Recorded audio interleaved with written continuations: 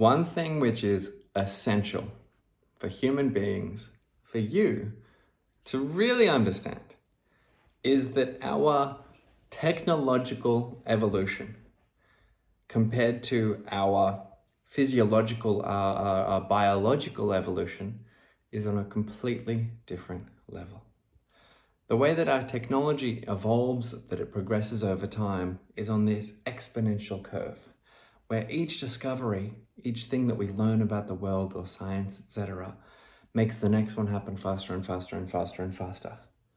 Whereas our evolution, our genetic, our biological evolution, is capped at the rate that we can have new kids. So it's very slow. Once every 20 or 30 years, I guess max, we can have the new attempt at a different version.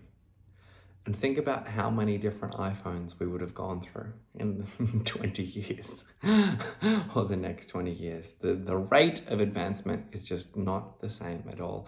And this is important for you to understand. Now, why? Why might I be emphasizing this so much?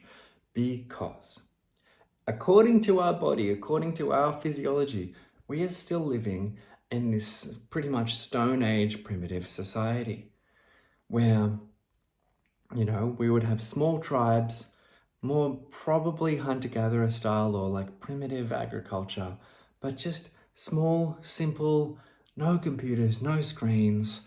And a lot of the threats that we would encounter are like wolves or lions or other people coming to hunt and attack us or something, like threats. And so a lot of our responses to threats are in the form of fight or flight. If a lion is coming at me, I better flee from it. That makes sense. Because the wiring, for me, as a biological human, is still on that Stone Age level. But the threats that I encounter now, they're technologically, our society is so advanced that the threats that I experience are bills that are late.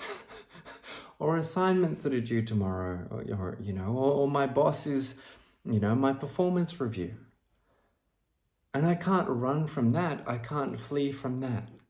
So all of my evolutionary, my genetic, my biological responses to the world around me, there's a mismatch because our society has evolved so much faster than us. We have not evolved to keep up with the world that we have built around us. And so if you are struggling or someone around you is struggling or behaving in weird ways or doesn't respond to the world in a way that makes sense, or frankly, if you just look around at the world that we live in and go, what the hell is going on here?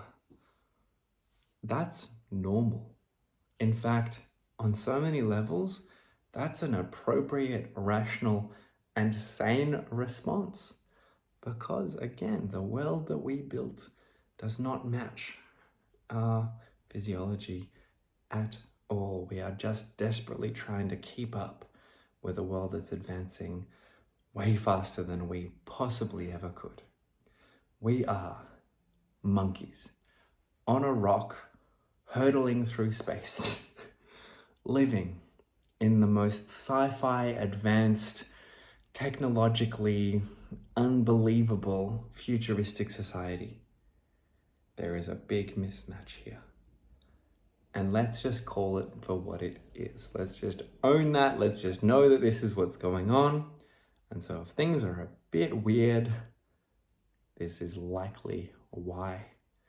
And this is important for you to understand, as I've said before, because so many of the physiological responses, the automatic, instant, subconscious, and reflexive things that you do in response to your environment are designed for a time that we are no longer in.